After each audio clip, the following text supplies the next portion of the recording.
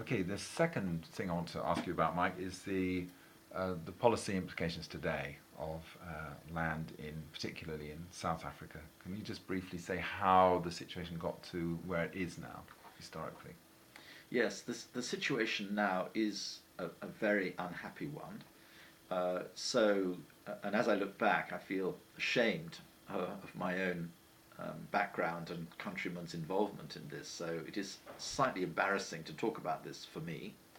But I think the truth of the matter is that as the whites came into South Africa, they first of all encountered a lot of relatively empty land. There were the Khoi and the San living there, but really not a huge number of them. But they basically just killed them off and grabbed the land. And then as they moved eastwards across the country, they came to more populated areas. And again, what they did was they drove the black farmers off their land and took the best of it for themselves. Sometimes that land wasn't very heavily farmed because it was used for migrations and cattle farming and so on, and they thought it was, quotes, empty perhaps.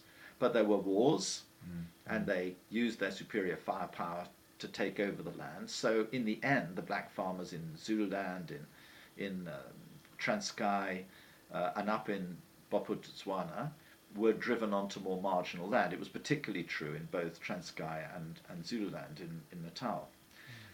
The result then was that when the mining companies wanted more labour, what they did was they put a tax onto these tiny farms that these black farmers had in those areas. They couldn't pay the tax from their small agricultural production, so the men were then forced to leave their families behind and go and live in these hostels in the big cities in order to do the mining, and maybe got home, if they were lucky, once a year back to see their families. I mean, this was, from any Christian perspective, absolutely awful history of breaking up these families, breaking up the land holdings, the traditions, the culture, and everything that went with those things.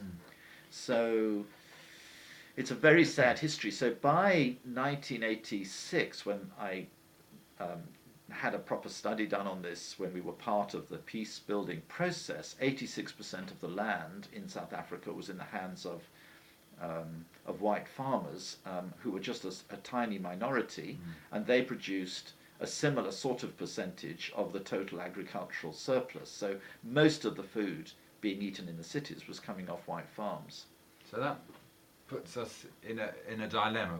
You've got the issue of a justice issue of both restoring land that was taken and also giving a lot more people a chance to farm land.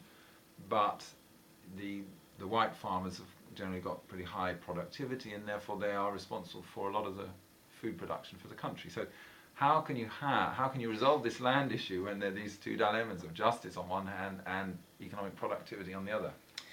Yes, I think the first thing to recognise is that the food price is crucial to the justice issue also, because high productivity in farming leading to low food prices is key to the well-being of poor people. So supposing you could just kick off the land, like in Zimbabwe, all of the white farmers, and just let black farmers take it over, supposing you could do that. But the people who took it over were not experienced farmers, and at least in Zimbabwe you have got a lot of experienced black farmers. In South Africa you've got relatively few who've ever farmed anything more than, say, 50 acres. What would happen then is food prices would shoot up in the cities, and you'd get unemployment shooting up as well, because the country couldn't afford to import the raw materials for industry. And also, the food prices would shoot up, which means that poor people in the cities would only be able to buy half as much food as they can buy today. I mean, it would be catastrophic to the low-income parts of the population. So you really are caught in a terrible dilemma.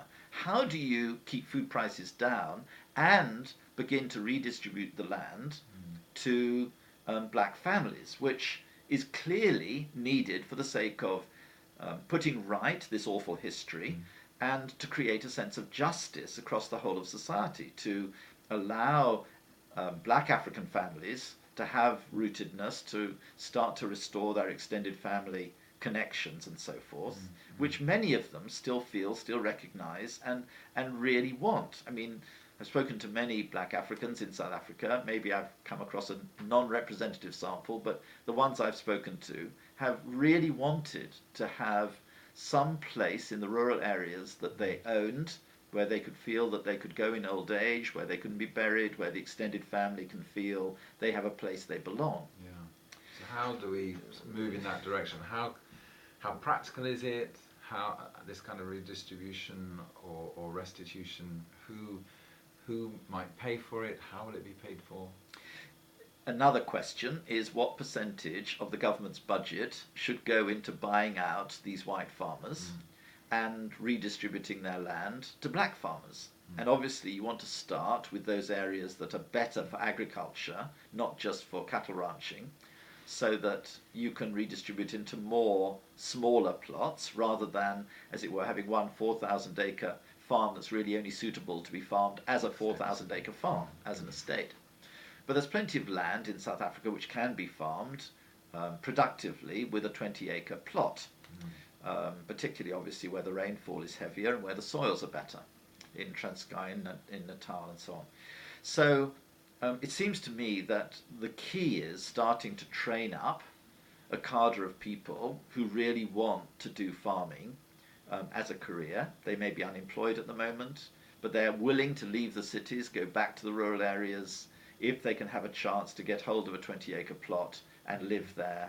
Now, you've got to put quite a high test on that, because if you ask people, do you want that? Everyone puts their hand up. This is being given, particularly, almost given, a very productive asset and a piece of wealth which otherwise people have no chance of getting. So perhaps you need to require people to do a 2 or 3 year period of training in agriculture, and I think we need to look to the white farmers to provide a mentoring service wherever they can be persuaded to do so, so that they can help and advise people in developing their farms over the first 5 years until they get really familiar with the whole procedures of, you know, buying the inputs and selling the produce and getting into the technicalities of the management of the soils and all the other things that are necessary in a modern agricultural system. And we have to say to the farmers, you know, that if they don't produce to a proper commercial level, then the land will be taken away from them and given to somebody else. So they can't really feel the land is theirs until they've done 5 years of proper, serious farming. Some provisions like that. But this is not a simple issue. This is not a quick fix. This arose out of 300 or 400 years of history. It's going to take 100 years to put it right. There needs to be an institute set up in South Africa for the redistribution of land that will work away at this year by year to get this to happen over an extended period of time. And it's very important for the welfare of everybody in South Africa that people are not looking to redistribute 50% in 5 years, but are saying, yes, it is a long-term process, but we do want to see clear targets established. Every year, we want to see another 2 or 3% moving over from white to black ownership, with black farmers who can knowledgeably farm the land. That's the kind of vision that I think Christians should be pursuing. But it's a very difficult problem. Thank you. That's great.